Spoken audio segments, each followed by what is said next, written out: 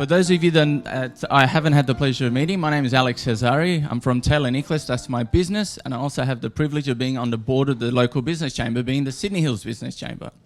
Firstly, I'd like to welcome our guests, our visitors, our panellists for this afternoon, but almost afternoon, my fellow board members, or board member, Marco, I think.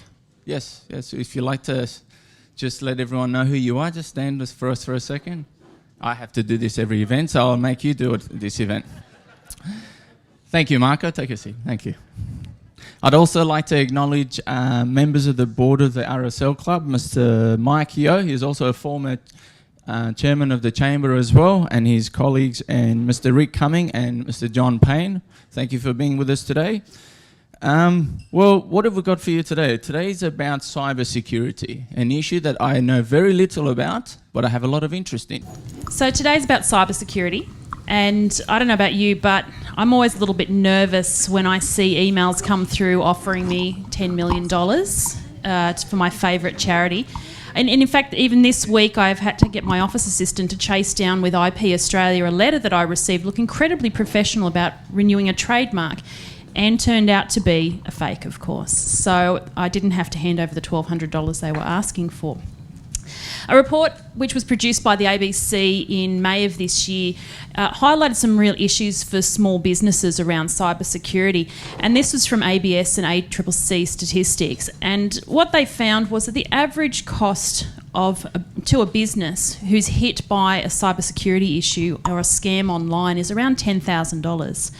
I don't have $10,000 to waste, and I'm pretty sure you don't. So today's really important about understanding how you can protect yourself and find out a little bit more about your business and cybersecurity. Now, 85% of business scams are actually initiated by email or phone, they found, and the total cost of cybercrime in Australia, as at this year, is $3 billion. That's huge. That's a massive industry. I'm definitely in the wrong industry in this case. Look, the four key things which we're going to cover today and are the big issues when it comes to business and cybersecurity are around things like ransomware. Some of you might have heard that term. Business emails that have compromising scams that bring viruses to your networks. Investment scams with a bit of a digital twist to them, and then identity theft, which is a really big issue around our social media and also even just the mail that sits in your letterbox these days. So we've asked our three experts to give us a little bit of an insight today. We've thought through some key questions we think will be relevant to you as businesses, but we will have some time after these key questions for about 5 minutes for you to be able to bring your burning questions to them as well. So our first question today is, what is the true impact of cybersecurity breaches for business? Lee, do you want to kick us off with... Oh, well, Chris, if you want to start, hand the mic over, Lee. Okay, hi, everybody. To start with, I think the correct question would be, what is the real outcome of a cybersecurity breach? And I say that because the numbers you just mentioned earlier are the direct impact. You've been breached, ransomware attack, you're supposed to pay the ransom and get your files back. All good. That may be a specific amount. But the reality is, if we look at the definition of a cyber security breach, it means basically unauthorized access to your digital assets. In the process of the ransomware, you have to understand there's not just the locking of your files that happens. The perpetrator gets access to your computers, consequently to your customer database, personal contacts, whatever. That information can be then used to further enhance the real cost of the attack. You can end up with your customers not wanting to do business with you because their computers have been breached, because their data has been leaked out. So I guess from that perspective, there's no way you can put this is the impact. It can be anything from someone getting access to a little bit of information that you hold, all the way through to being bankrupt because the consequences are far more reaching than you can expect. Yeah, so, and a lot of it comes back to the communication that's going on, how you're interpreting the messages, and how, even your staff involved, and how they're interpreting instructions from clients and things like that in terms of, who's got authorisation and things like that. So it's important to actually look at, like, for example, the email you talked about, how much investigation time did you have to go into, and then what cost is that to your business? And then how easily had you not dig deep to find out whether that was legit or not? Yeah. All right, so Chris has been able to frame up what cyber security is and what a breach is. I guess at this point I'd probably like to talk about how, just to clarify, we're not actually talking about an IT issue here. This is actually a social engineering risk. All right, it's about having social behaviour manipulated by people to create an effect. All right, so whilst it does involve IT, it's not an IT risk management issue. So, and it's not a matter of if it'll happen, it's when. Every business will be impacted by this in some form or another in its lifetime. And sometimes, I've seen with some of our clients, multiple times. And it's not just large corporations. We've heard of Bupa that was recently hit back in earlier in July. We've heard of the Four Seasons hotel chain. We've heard of Sony. Woolworths yesterday. So it's not just the big organisations. What's happening now, it's the impact is being cast upon SMEs because they're more vulnerable. All right? They prefer to hit a small business for several $100s than to be able to impact major organisations that'll implement a whole lot of wall activities to prevent that. So just talking about some hows. There are nuisance viruses which can clog up your email system. They can redirect your website searches. They can take contacts from your contact lists and send out nuisance emails. That's a nuisance. It incurs costs to remove those. There are denial of access system malware, and basically they seize your system, install a crypto locker, and you have to pay a ransom to release that. Sometimes it does release, other times it doesn't. There are other types of malicious targeted viruses which are geared towards installing spyware or monitoring keystrokes. So they're actually in the system, watching and waiting. You don't even know they're there, all right? And these are very malicious, causing a whole range of exposures. Some of the ramifications could include damage to hardware. It can make your system run harder and faster, shut down fans, and you're physically causing damage to your machinery. You can lose data. You can manipulate data. Data can be manipulated and changed, making it useless for you to run your business. And then there's the intangible costs of the loss of profits out of your business, the loss of income. While you're distracted away from attending to this issue, you're no longer able to make a business income the way you were before. So some of the costs of dealing with this, there's investigation costs, whether they're IT investigation costs or forensic investigation costs. Sometimes you might have to pay ransoms, so there's the costs of paying the ransoms. There are also possibly some punitive costs which you might have to incur. And then there's the loss of business, which you'd like to try and seek some indemnity for. That's on the physical, tangible side. Then there's the liability side. Any business that has responsibility for storing other people's information, you have a responsibility to protect that information. And depending which country you store that in, different countries have different privacy and confidentiality regimes which you need to comply with. So you have a responsibility to protect the information you hold, and also you could be found, as Chris indicated, you can be found legally liable for damage to a third party's, or could be a client's, system or data if that's been proven to be sourced from your location. Fantastic. So one of the things that we're starting to see a lot of is around things like identity theft. And I just thought, Lee, we might cover that off, because that's something which, as more businesses are getting onto social networks and using them to promote their business, to talk to their audiences, it's becoming an issue with things like trolling and other components. So if you want to give us a bit of a I idea think around the that. question here is how much do you share? How much do you share online? And it's not so much that they're accessing it through hacking into your accounts through passwords. It can also be just that you're on Bluetooth and transferring information, and they've just got a way of getting access to your phones and things like that, and that information that's on your phone. So it doesn't stop at the social media. One of the key things, though, is what you're... Again, it comes down to communication and how you are interacting with this information. We're all on Facebook, I would assume, in this room. So we are all familiar with those invites to play games by third-party apps. But do you actually know the company that owns those third-party apps when you actually click on and go, yes, I'll approve my Facebook access to play this game? Do you know exactly what level of information you're actually allowing them to access? You can actually control that in your settings. You can actually just say, all you get is my email.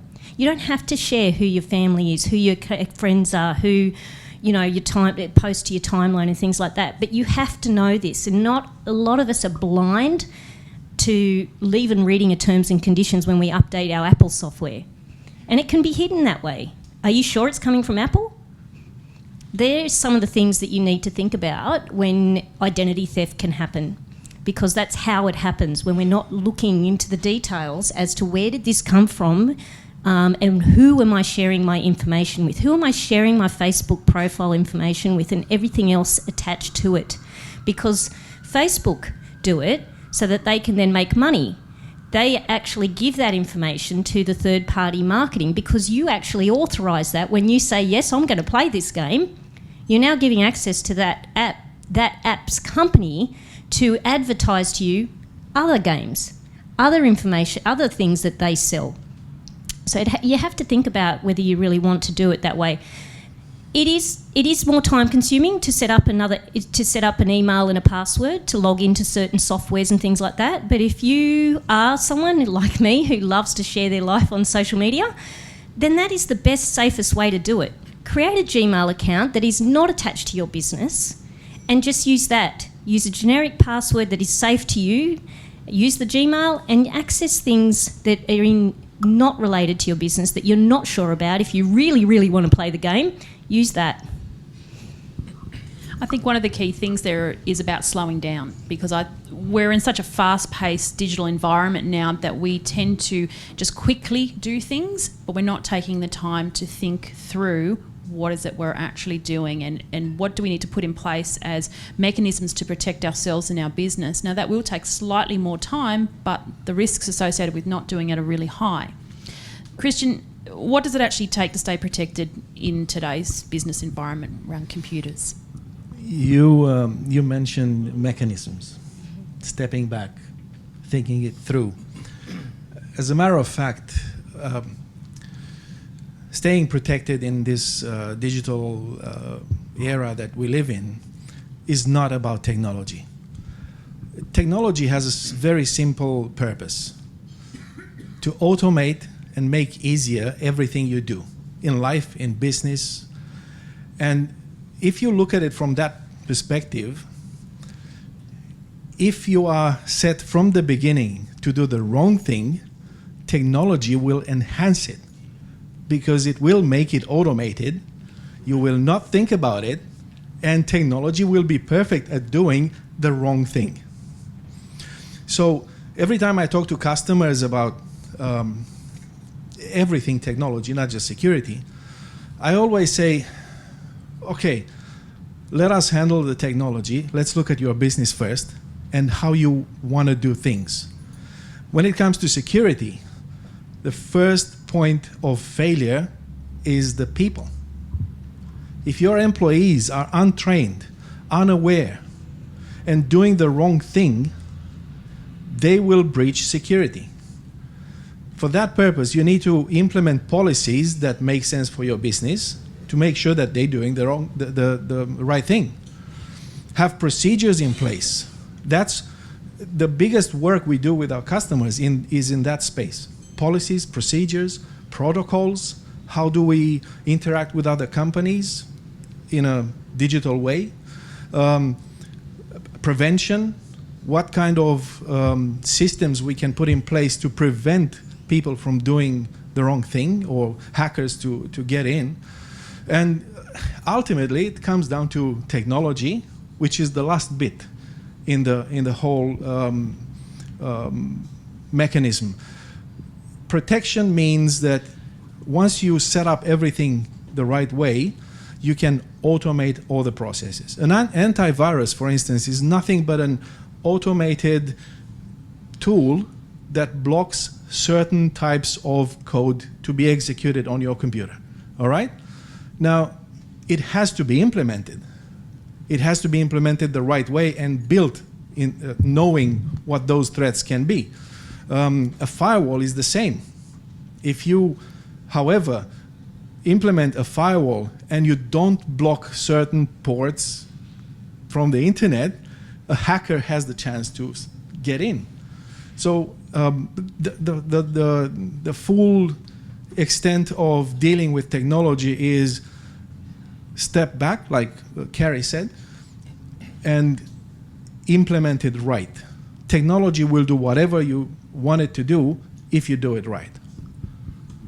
Fantastic. So we can put together a whole bunch of mechanisms within our business, but the threats are still there. There's people a lot smarter than us in the IT realm and in the coding realm who are out there to try and make money off us as businesses.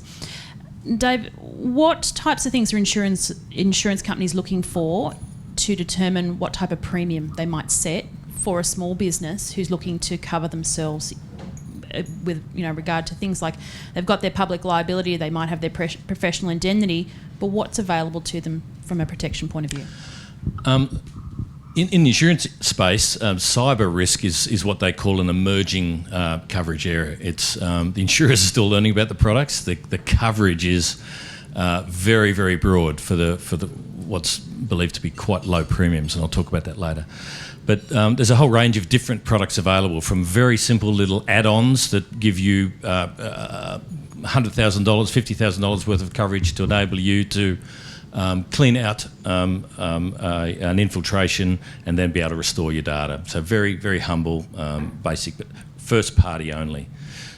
To a whole range of more complex, sophisticated covers which complete the whole gamut of potential losses a business could suffer, from physical loss to liability exposures, and including inadvertent errors. So cyber is just digital, so you can have not just malicious cyber losses, you can have inadvertent cyber losses, as well as things like there could be manipulation on a website or on a blog, which creates a libel, slander and defamation action against you. So that's those sort of covers as well.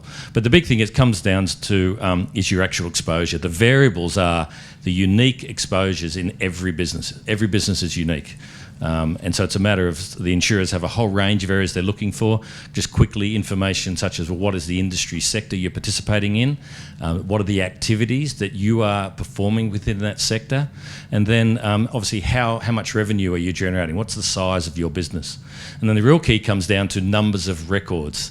Whether they're employee records, client records, supplier records. These are the records which need to be reinstated and replicated in the event of a loss. And so the numbers of records is a guide to what the likely cost is going to be to insurer to replicate. And then you move down into risk management, as Chris was saying. If insurance is your only risk management tool, you won't get insurance, you won't qualify. So you need to have a regime of process and protocol and procedures which protect your business from exactly the sort of scenarios that Chris was articulating. And then you talk about traditional things like what sort of limits do you want to buy, what sort of excess or self-insured retention you want to preserve for yourself. And then it's a fairly new industry, so there isn't a lot of claims experience available. But if you're continually having incidents or claims, then insurers want to know about that, and that's going to influence pricing as well. Fantastic. So I just wanted to check around the room before we talk a little bit more about identity theft around just general social media concerns as well. Pop your hand up if you know what identity theft actually is. Okay, Okay, so not the whole room. Lee, do you want to just give us a little bit of an explanation about what identity theft actually involves? So this may not necessarily just be your social media personal profile. This is your business space, and it may not necessarily be that they've hacked in and taken control over it and you now have lost access to your digital marketing tool. It can be your website. We've all sort of come across a website where there's the skulls, where it's like, they've taken over your website. That could be you. That is identity theft. And again, you have to pay to get it back. That's where the malware comes into it. So this can happen on social media as well. The other aspect of identity theft is when you have people copy you. And one of the things that our agency has experienced a lot is for clients, and because we have some media profile people, is that there are copycat Twitter accounts, Facebook profiles. We've even experienced it on our own social staff where they've had a copycat where this is someone else funneling the work, pretending to be you and acting as you. Now that can actually damage your reputation. We've had calls from America who have assumed that they had purchased a product from us, a service from us, and then realised when they've dug a little deeper that it really isn't us. So they've rang us to let us know. So this can happen. That is identity theft. And you need to protect yourself from that because that can damage your business just as much as if it was stolen from you. So what could you do to protect yourself from something like that? There is some reputation software. Look, Google Alerts is one of the cheapest and freest ways to do that, is just to put a Google alert on your brand name and maybe your profile, like your key people within your business, if you see that, if they're in the media or they're speaking. One of the other ways is also to ensure that you have the custom URLs across the King's social media sites for your business. That is that you privatise that URL. So if it's facebook.com and you have pages / and a whole heap of digits, you have not privatised you have not claimed your personal URL. And if you can keep it consistent across all the social presences, you are quickly identified and people cannot be tricked into thinking you are someone else. They can't be tricked. So if you can do that, that's one aspect. The other is making sure that it is professionally you consistently. Your brand is professional. If you've got a certain description or a tagline, make sure it's used across everywhere. Make sure that link to your website is your website on your social profiles and it's visible. Make sure the logo is consistent across, that it doesn't look really dodgy where you've put the wide one in that square space or something like that. Your social covers should be consistent as well. So that professional visibility where people can quickly identify that is you rather than, oh, who else is that? Personal branding is a big way to make sure that people can identify you. So if you have staff photos, that's a great thing to put up on your social covers because it's clearly you. Now, that's not to say that someone can rip it off, but you know, it is one way that they can work out it's you. The other aspect is also looking at how you share your social accounts, particularly when you've got other people, whether it's an agency or a virtual assistant, looking after your social accounts. The last thing you should ever do is share your password with anyone. There are team share software out there that allows you to build a team and they have access. And 2 free ones are called LastPass and Dashlane. So please don't share your passwords with anybody. That's not the way to do it. I can repeat that. That's LastPass and Dashlane. To repeat it as well? Yes, Christian loves that software too. No, but that's how it's how we work in our business. I mean, clearly, you know, it's so many of our business, even my business, we have 3 locations and one of them is overseas, and we have to disclose that because your content, your information is being shared with our overseas staff. We know that, but we do put a limitation of restriction because we can't control whether their computers are hacked, what they're doing at lunchtime and what games they're playing using their Facebook profile. So we do put these restrictions on just to make sure that you are protected as our client, because we hope we never have to make an insurance claim. So There are some tools out there that you can get access to, some of which do cost money, others are free, like some of the ones mentioned today. When it comes to things like insurance, what kind of premiums do you think we'd be expecting as a small business from a range point of view? And for the quick little add-on products that either attach to a management liability policy or professional indemnity policy, there are products of $200-300, which might give $50,000 to $100,000 worth of first-party cover. The largest premium we have for any of our clients at the moment is up to $55,000 for a premium, but that's a sophisticated organisation. So the thing is, though, if they didn't have robust processes and protocols, they wouldn't be entitled to the cover anyway. All right, so it comes back down to your policy, your process, and your protocol for your own business, and then, as an afterthought, entitlement to insurance. Great. We're going to open up the mic now for the next couple of minutes, because I'm sure you've got some questions. There is a roving mic, I believe, that Vivian's got at the back. If you've got a question, pop your hand up and we'll bring you the mic. Sue down the front here.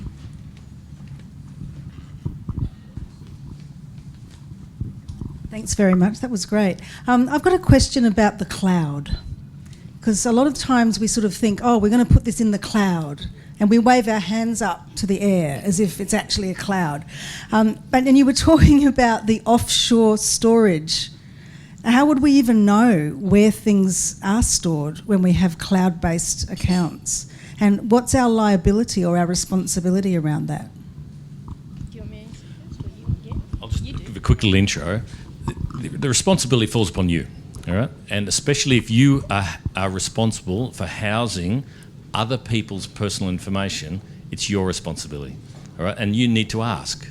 So the cloud just generically means remote storage. That cloud can be still in Norwest, or the cloud could be somewhere in the US, Philippines, India, anywhere, all right? But at the end of the day, you need to ask, and especially with respect to your responsibility for other people's information. And also, from an agency point of view, we always use, so cloud systems that we use are usually under the ownership of the client. We are added to them as a team. So at the end of the day, again, the responsibility lies with you on how well you are protecting with your passwords and things like that on those cloud systems. We do have a preference for certain cloud systems over others, based on the fact that we just find them easier to use, more secure. And looking at law firms is usually a good key as to which ones are the best. I think, again, it's a matter of understanding how technology works before you fall for the pitch of a salesman or a good advert. In reality, you can run your own private cloud system of a box that's probably about $600, and it does exactly the same job as, let's say, Dropbox or Google Drive, whatnot. The reality is, before you make the decision to start using a cloud system, educate yourself, see if there's an alternative that you can control and is in line with your business goals. Got another question? Good afternoon all. Rick Cumming from Castle Larissel. We've talked about policies and procedures. Cris, you just mentioned then understanding. I would assume that most businesses here have a number of policies and procedures in place. But eventually you're going to get new staff. What are some quick identification aspects to enhance policies and procedures that we can detail to our newer staff members of understanding what technology can bring, i.e. opening an email? How do we know which emails are good or bad that may have slipped through or something like that, that may execute a particular virus or file? What sort of identifiers that we could enhance our policies and procedures to be able to pass on to staff? You know, just saying don't do this or don't open that doesn't necessarily, because we're all intuitively sort of, well, what's this? You know, let's have a quick look at that. Lee, you talked about social media. Everybody has a look at, you know, something in social media. What are some of the aspects that are identifiers? Oh, this is bad, that's not bad, type of thing. There's a couple of questions in there. With the policies, I'll start with that for me, and I'm sure you've got some answers on that one too.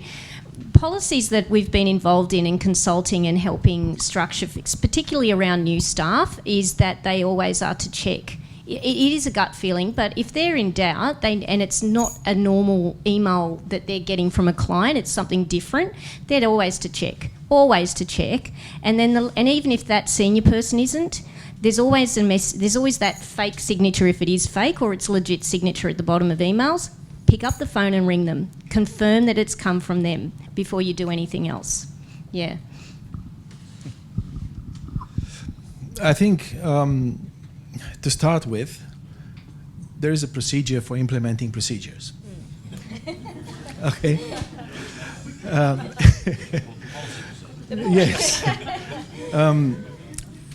There's a learning curve that is consistently hitting us every day because how technology evolves. If, as a business, you have an implemented way of transforming that new knowledge every time it happens into something valuable for the business, then the problem is solved. It's not as easy as I just said it. And I was truthfully expecting this question. Thank you very much for asking it, because I've actually wrote a one-page of tips around cybersecurity, which we work with. With all our customers, we have an induction session with the new user. That induction consists not only in how the systems get used, but also what responsibilities the user has. In terms of detecting fake email or possible threat when it happens, I have to tell you that it's not always possible. Sometimes they do such a good job at spoofing someone's email address. Unless you're a programmer and you go in the back end or have access to the server to see the path that the email has taken, there's no way of telling. Particularly when you're in a rush, you have a job to do, there's 1,000 emails to reply, so this is it. Again, it all comes down to the full extent of implementing the right policies, procedures, protocols, everything else, and the protection in the end. Now, you'll actually find on your tables there is, in fact, a few copies of that little guide that Christian's put together. If you don't get a copy today but you do want one, then just send through a note to Amanda at admin and we'll organise for a copy to be sent to you. But that should be something to assist you in thinking through some of the policies, and particularly around things like induction of new staff, what key things should be included as part of your cybersecurity. So we can probably take one more question. Yeah? One more, and I think, John? A question for the whole team. Assuming I have a very strong password and I only open stuff I recognise, can I still be hacked? Is there another way into the system? You start with that. Literally, it takes me 5 minutes to break into your computer, no matter how tough the password is. That's the bottom line. Oh, you want me to explain the process? I don't think we've got quite time for that. We're giving away some trade He can show you later. Okay, every operating system, every automation system has exploits. Some of them are known, like the way to get into a Windows computer if you don't have the password, you can find it by Googling it. and literally takes 5 minutes. All you have to have is an install disk for Windows, and you can get through, guaranteed. With other systems, there are exploits that are known, and you can Google it and find it and apply it and breach the system. And there's also exploits that are not known, with the exception of a few hackers. That kind of information you can buy. There's a way to get onto the dark net, and there are places where you can buy information how to break into systems. That being said, I have to mention the fact that hacking has become an industry. They have websites where they sell this kind of information. They set up automated systems to create viruses, to create security breaching automation, and they can get through. So it's definitely not protected.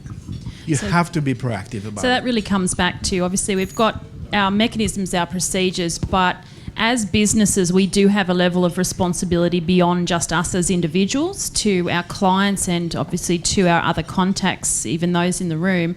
And that's where things like having at least some protection around insurance policies is something we should be considering in case worst case happens, that we at least have something to help us through that process.